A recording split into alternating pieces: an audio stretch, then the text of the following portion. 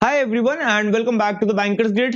आप सभी का हार्दिक स्वागत है। आई होप आप लोगों ने एसबीआई सीबीओ का प्रिपरेशन स्टार्ट कर दिया होगा। प्रिपरेशन स्टार्ट करना इज द मेन की। आप लोगों ने पुराना वीडियो देखा होगा जहां पर हम लोगों ने सिलेबस के बारे में समझा एंड दैट टू भी जो एग्जाम में आता है उसके बेसिस पर समझा। Now it is the time कि आप लोगों का स्टडी प्लान रोड मैप एक तैयार करें सो दैट कि आप लोग जो कर सकते हो वो करें, है ना। ऐसा होता है कि हम लोग ट्रायल करेंगे तो हम लोग कभी भी आगे नहीं बढ़ पाएंगे। प्रिपरेशन करना सबसे पहले एक इंपॉर्टेंट पार्ट होता है। आप बैच में एनरोल्ड हो तो इंश्योर करा करो कि आप क्लासेस को कंप्लीट कर रहे हो। कंप्लीट करने के बाद में नोट्स बनाते हो। नोट्स के बाद में पीरियडिकली इसको रिवाइज करते हो, प्रैक्टिस में लेकर आ रहे हो।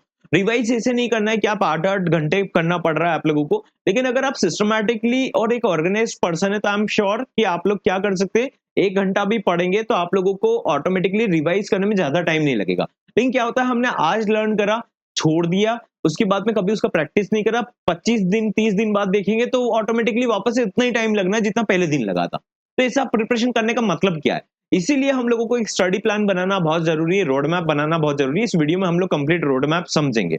ऑलराइट, इन केस अगर आप बैच में एनरोल नहीं हो, प्रिपरेशन कंप्लीट करना चाहते हो आप, तो बैच में एनरोल करने के लिए आप व्हाट्सएप कर सकते हो। व्हाट्सएप नंबर स्क्रीन पर अवेलेबल है। जिस टाइम पर भी वीडियो देख रहे हो आप टीम को व्हाट्सएप कर सकते हैं एंड टीम आपको फर्दर गाइड करेंगे for the enrolment process. And आप लोगों को आइडियली स्टार्ट करना चाहिए प्रिपरेशन, जितना जल्दी हो सकता है इतना जल्दी करना चाहिए। शायद आप डिले करेंगे, प्राइजेस और ये सब चीजें अपनी जगह ठीक है, बट आप लोगों को कहीं ना कहीं आपके ये नंबर ऑफ डेज बहुत इंपॉर्टेंट है। जो इसको सही टाइम पर और इसके इंपॉर्टेंस को समझेगा टाइम के, वो ही आगे लीड लेकर जाते है ना। ऐसा नहीं होता ना एक रैंडम पर्सन आया और अच्छा स्कोर कर गया। रैंडम कैसे स्कोर कर जाएंगे जब तक उसका माइंडसेट नहीं था कि मुझे पेपर अटेम्प्ट कैसे करना, मुझे 2 घंटे 2.5 घंटे बैठना कैसे, ये सब चीजें ही नहीं है प्रैक्टिस में, तो कैसे होगा, राइट।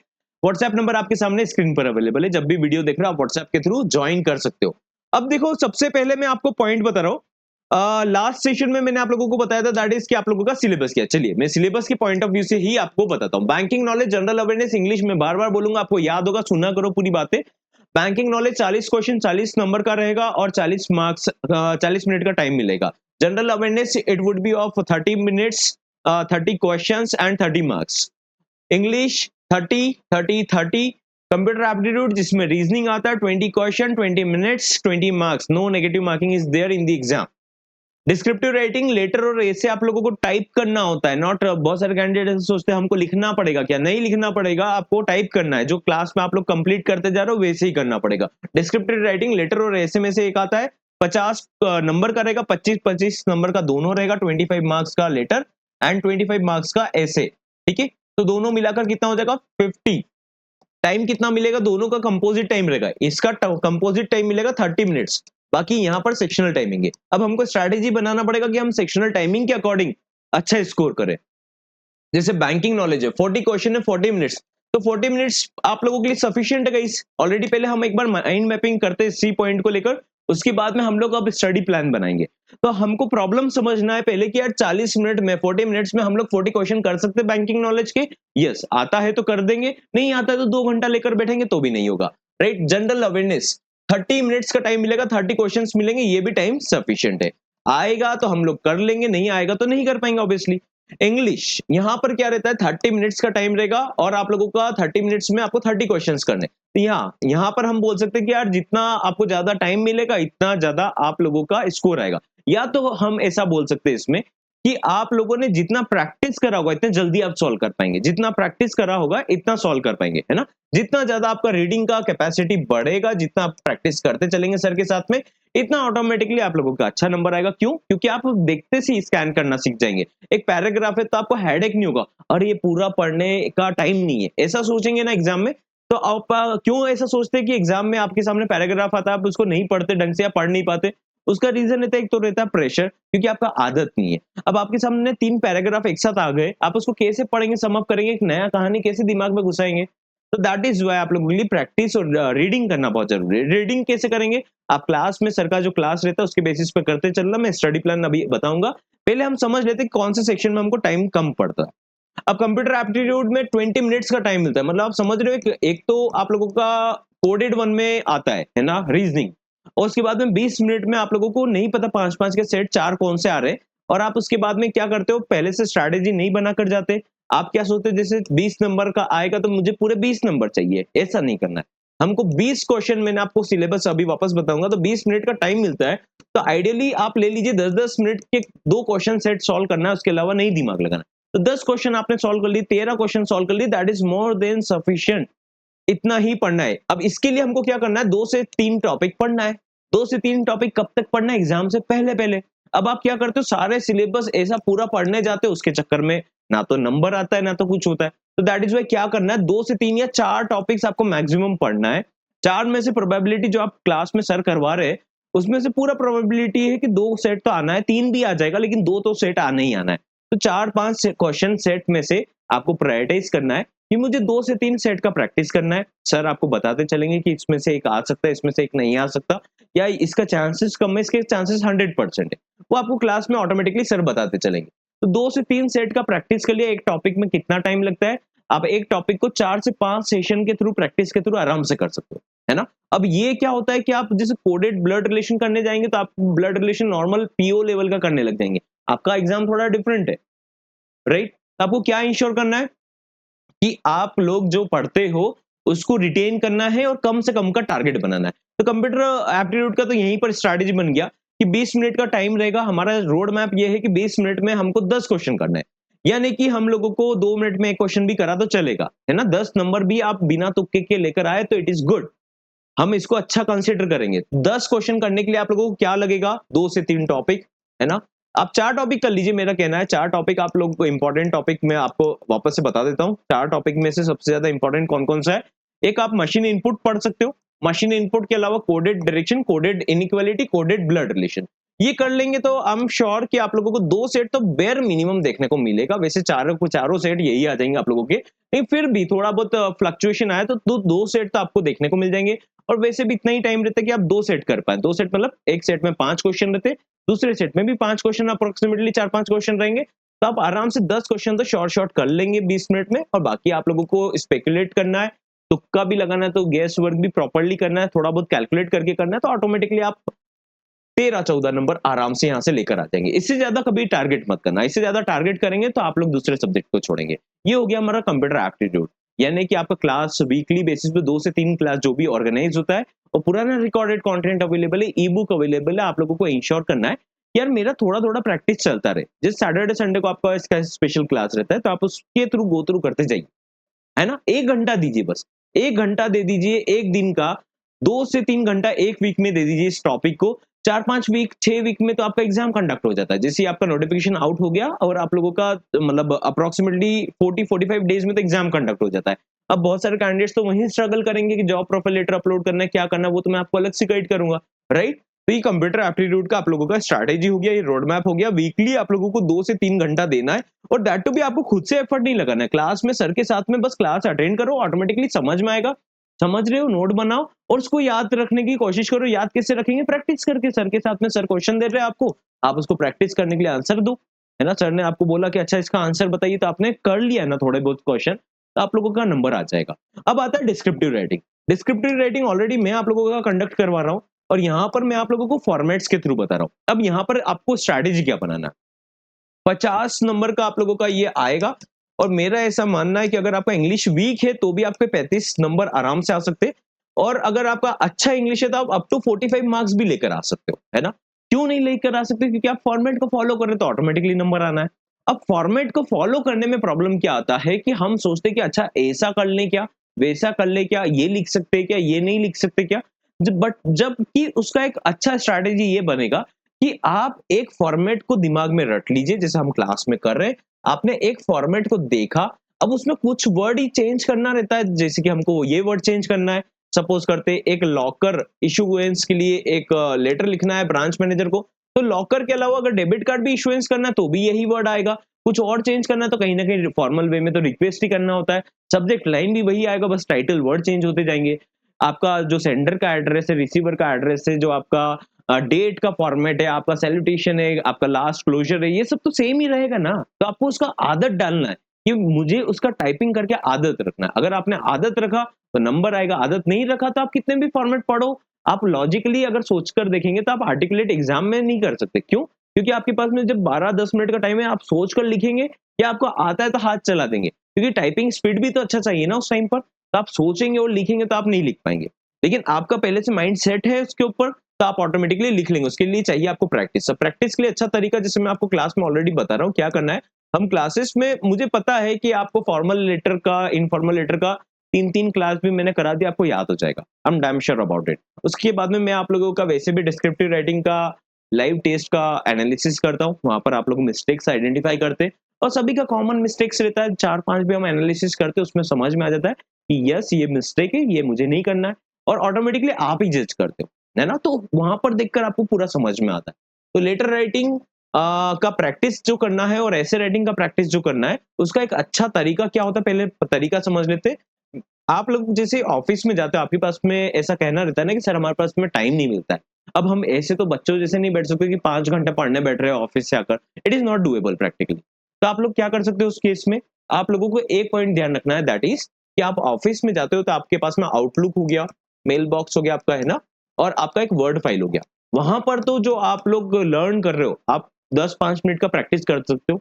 ड्राफ्ट रख लीजिए मेल का, उस पर टाइप कर लीजिए, सेंडर एड्रेस टाइप करा, फॉर्मेट को एक बार फॉलो कर लीजिए थोड़ा बहुत। 5 मिनट अगर आप करने लग गए ना, तो आपका स्पीड भी हो जाएगा टाइपिंग का, और आप देखेंगे कि आपको, है ना, ऐसा पैनिक मोड में प्रिपरेशन नहीं करना पड़ रहा है। बहुत इजी वे में आप इसको प्रिपेयर कर रहे हो, और दैट टू भी आपके पूरे गट में आ गया वो चीजें। सेम ऐसे राइटिंग के लिए आप लोगों को ध्यान रखना है कि पहले लेटर राइटिंग, ऐसे राइटिंग, लेटर राइटिंग को कंप्लीट कर लेंगे, उसके बाद में ऐसे राइटिंग पर जंप करेंगे। 3 से 4 क्लास इसका देखना है, उसके बाद उसको याद करने की कोशिश करनी। सपोज करते हैं मैं ऐसे राइटिंग में 4 पैराग्राफ लिख रहे, 2 से 3 पैराग्राफ मैं आप लोगों को याद करा दूंगा, वही पैराग्राफ में आपको टाइटल चेंज करके आपका पूरा पैराग्राफ सेट हो जाएगा। बट टाइटल चेंज करना और थोड़े से कुछ पॉइंट को चेंज करना, अदरवाइज आपका 250 वर्ड्स अराउंड में वहां पर भी कंप्लीट हो जाएगा। तो जैसे आपने 2 दिन में तो एक पहला पैराग्राफ याद कर लिया, दूसरे में दूसरा पैराग्राफ याद कर लिया, दूसरे वीक, थर्ड वीक में इसको कर लिया, फोर्थ वीक में इसको कर लिया। इतना भी कर लेंगे ना क्लासेस के वाइज में, तो आप लोगों का कंप्लीट हो जाएगा। This should be your road map, है ना। ये करेंगे तो यहाँ पर आप 40-45 नंबर लेकर आ जाएंगे। ये बहुत मैटर करेगा ये नंबर, है ना। कैंडिडेट्स के मैंने स्कोर देखे हैं, बहुत सारे कैंडिडेट्स ने जिन्होंने आरटीआई भी डाला था, 10 से 12 नंबर उनको डिस्क्रिप्टिव राइटिंग में आते हैं। तो आप समझ सकते हो कि ये बहुत बड़ा इश्यू है ना। क्यों इश्यू है? जब आपके सामने क्वेश्चन पहले से गिवन है कि आपके पास में फॉर्मल लेटर आना है, इनफॉर्मल भी आना है, दोनों में से एक लिखना है। तो जब आप लिख ही नहीं पा रहे हो, आपको पता है कि ये फॉर्मेट आ रहा है, पूरा आपको क्लासेस में बताया जा रहा है, नहीं लिख रहे हो, तो फिर तो ये गलती आपकी है। आपके सामने चीट शीट आ गई एक तरीके से कि ये तो आना ही आना है, ऐसे राइटिंग आना ही आना है। टॉपिक्स बात की बात रहती, कौन सा टॉपिक इंपॉर्टेंट है, उससे ज्यादा इंपॉर्टेंट रहता है आर्टिकुलेशन। ये आर्टिकुलेशन का पैराग्राफ आपने पढ़ लिया ना, इंट्रोडक्शन होगा, उसके बाद में आपने उसके बारे में बताया, कॉन्ट्राडिक्शन दिया, नहीं दिया, फाइनल यहाँ पर आपने समअप करा, क्लोजर करा, कंक्लूजन करा। तो आपको ऐसे पैराग्राफ में डिवाइड करना, पहले फॉर्मेट सीखना है। और फॉर्मेट में भी लाइन एज इट इज याद कर लोगे तो आपको 250 वर्ड्स में से आई एम श्योर कि 200 वर्ड, 180 वर्ड तो आपको यूं ही मिल जाएंगे, है ना, जिसमें बस आपको टॉपिक टाइटल चेंज करना और कुछ नहीं करना अलग से। ठीक है। अब आपका नेक्स्ट टॉपिक यहाँ पर है, दैट इज इंग्लिश। और इंग्लिश का एक रोड मैप बोलता है 2 से 3 क्लासेस आप क्लास में सर के साथ में करिए, वीकली बेसिस पर, है ना, केवल वीकली बेसिस पर। रीडिंग कर सकते हो, रीडिंग स्टार्ट करना चाहते हो न्यूज़पेपर, तो दोनों काम आपके स्टार्ट हो जाएंगे। न्यूज़पेपर में आप times of India, the Hindu या इकोनॉमिक टाइम्स, है ना, लाइव मिंट, ये पढ़ सकते हो। तो इसका आप, है ना, ऑनलाइन सब्सक्रिप्शन ले सकते हो, ई पीडीएफ का, है ना, ई पेपर का ले सकते हो, वहां पे ई पेपर डाउनलोड हो जाएगा, क्योंकि हो सकता है आपकी ब्रांच में नहीं आता हो। तो आप लोग का इसमें दोनों बेनिफिट हो जाएगा, एक तो इसका प्रिपरेशन भी हो जाएगा, साथ में आपका रीडिंग का हैबिट हो जाएगा। मतलब आप देखेंगे ना तो आपको ऐसे पढ़ना नहीं पड़ेगा वर्ड बाय वर्ड, और अटेंशन लाना पड़ेगा। आपको प्रैक्टिस कैसे होगा कि आप इसको एक बार में देखें और आप स्कैन कर पाए, है ना, कि ये क्या बोला गया, राइट। तो यहाँ पर दोनों काम हो जाएंगे। अगर आप न्यूज़पेपर पढ़ना चाहते हो तो बहुत बढ़िया है। अब आप नहीं कर सकते, प्रैक्टिकली पॉसिबल नहीं हो रहा है, तो आप लोगों को क्लियर एक रोड मैप है, उसके साथ में भी क्लास तो देखना है। क्लास देखेंगे तो ही आगे बढ़ पाएंगे ना, क्लास देखेंगे तो ही शॉर्ट ट्रिक पता चलेगा, तो ही स्ट्रैटेजी समझ में आएगा, तो ही रूल्स पता चलेंगे उसके, है ना, तो ही आपको समझ में आएगा रीडिंग कंप्रेशन को कैसे अटेम्प्ट करना है, सेंटेंस रीअरेंजमेंट में कैसे नंबर खींच कर लेकर आना है। तो ये तो स्ट्रैटेजी से समझ में आएगा। लेकिन रीडिंग ज्यादा होगा तो आप ज्यादा क्वेश्चन अटेम्प्ट कर पाएंगे। अब इसमें आपका 2 क्लास वीकली होता है, तो आप लोगों को इंश्योर करना है कि वो क्लास तो स्किप नहीं करना है। लेकिन उसके साथ में अगर आप एक न्यूज़पेपर पढ़ना स्टार्ट कर दीजिए, तो आपके लिए बहुत विन विन सिचुएशन हो जाएगा। जनरल अवेयरनेस भी थोड़ा अप टू द पॉइंट आने लग जाएगा, और आपका इंग्लिश भी अच्छा होने लग जाएगा। इंग्लिश अच्छा होना मतलब क्या होता है, रीडिंग स्पीड बढ़ जाएगा। रीडिंग का स्पीड बढ़ाना है, तो जितना ज्यादा पढ़ेंगे इतना ज्यादा आप लोगों के लिए अच्छा डुएबल रहेगा। एक प्रैक्टिस रखिए कि हम ऑफिस में 3 दिन में एक बार तो न्यूज़पेपर पढ़ सकते हैं इंग्लिश में, या इंग्लिश में न्यूज़पेपर नहीं मिल रहा है आपको तो आप आर्टिकल ब्लॉग पढ़ने लग जाइए। आप नेट पर आपका फेवरेट टॉपिक को पढ़िए, स्टोरीज पढ़िए, जो भी आपको पढ़ना है वो आर्टिकल थोड़ा-थोड़ा पढ़ने लग जाइए जो फ्री के आर्टिकल्स है। गूगल पर इतना तो सर्च कर सकते हैं, इतना पढ़ेंगे तो थोड़ा रीडिंग का प्रैक्टिस हो गया ना, तो ये रूल्स ये सब इंप्लीमेंट करके आप अच्छा स्कोर कर लेंगे। यहाँ पर भी आप 25 नंबर 20 से 25 नंबर स्कोर कर सकते हो। 18 से 20 नंबर तो वो कैंडिडेट भी स्कोर कर लेते हैं जिनका इंग्लिश वीक है। क्यों? क्योंकि यहाँ पर नेगेटिव मार्किंग नहीं है। लेकिन अगेन राइट स्ट्रैटेजी लगाते तो, नहीं तो पता ही नहीं पेपर में क्या होता है तो क्या करेंगे अटेम्प्ट करके भी, है ना? तुक्का लगाते हैं, अब वो वाली बात नहीं रहा। अब 90 नंबर का भी कट ऑफ जाता है और वैकेंसी थोड़ा बहुत फ्लक्चुएट होता है और कंपटीशन बढ़ता है तो 100 भी टच कर जाएगा, आप देखते जाएंगे। तो दैट इज वाई हमको हर जगह से नंबर निकालना है। तो यहाँ पर ऐसे कैंडिडेट जिनका इंग्लिश अच्छा है, ओके है, तो आप लोगों को तो 25 टारगेट करना चाहिए। उसके लिए क्या करना है? रीडिंग बढ़ाना है ना? कैसे करेंगे? सर के साथ में क्लासेस में रूल्स फॉलो करिए और ये 2 से 3 सेशन वीकली तो देखना ही देखना है और इसको इंप्लीमेंट भी करना है। जैसे आपने एक नया फंडामेंटल याद करा, आपको यहाँ पर कुछ सपोज करते हैं एक रूल समझ में आया, है ना? जेरंड का रूल समझ में आया, तो आपको ये इंश्योर करना है कि यार ये मुझे अगले दिन याद रहे। तो खाली इतना सा नोट पैड में देख लिया तो आपको याद रहेगा। उसके प्रैक्टिस के क्वेश्चन भी तो सर करवा रहे हैं आप लोगों का। मैराथन आएगा, सब कुछ आएगा, वहां पर प्रैक्टिस हो जाएगा। बस थोड़ा थोड़ा न्यूज़पेपर पढ़ लेंगे अगर खुद के लेवल पर, तो आपका रीडिंग बढ़ जाएगा, है ना? रीडिंग बढ़ाना है। जनरल अवेयरनेस का ऑलरेडी मैं आप लोगों को बता चुका हूँ। यहाँ पर बैंकिंग अवेयरनेस में मैंने सबसे लास्ट में लिया है। The reason behind that is कि बैंकिंग नॉलेज में आप लोगों को जितना पढ़ना है उस पर अटेंशन रखना है। सबसे बड़ा प्रॉब्लम क्या आता है कि बैंकिंग में सारे वर्ड आप लोगों को लगेंगे सर मैंने सुना हुआ है, सर मुझे एटीएम के बारे में हाँ नाम सुना है, हाँ ये टाइप्स पता है, लेकिन आप लोगों को कहीं ना कहीं ये डिटेल होल्ड करना है ना, जो हम क्लास में करते हैं। तो इसलिए मैं आपको क्या बोलता हूँ कि नोट्स बनाना, है ना? मैंने आपको बताया कि मैं वैसे भी आपको इसको 13 से 14 चैप्टर में पूरा करा दूंगा, चाहे वो नेगोशिएबल इंस्ट्रूमेंट एक्ट हो, वो बहुत इजी स्टोरी फॉर्म में आपको याद हो जाएगा, डू नॉट वरी। बट आपको इंश्योर करना है कि जैसे हमारा 2 क्लास हुआ सपोज करते हैं, तो आपको ये इंश्योर करना है कि ये पहला क्लास क्या था, दूसरा क्लास क्या था, ये आपको होल्ड करना है। ये होल्ड करने के लिए आपके नोट्स काम आएंगे। अगर आप नोट्स को फॉलो करेंगे तो एंड टाइम पर आपको ये 1-1 घंटे का टाइम डिवोट नहीं करना पड़ेगा, क्योंकि हम प्रैक्टिकली कर नहीं पाते जिसकी वजह से हमारे नंबर कम आते हैं। इन मिस्टेक से हमको हम अपने आप को प्रोटेक्ट करके चलना है।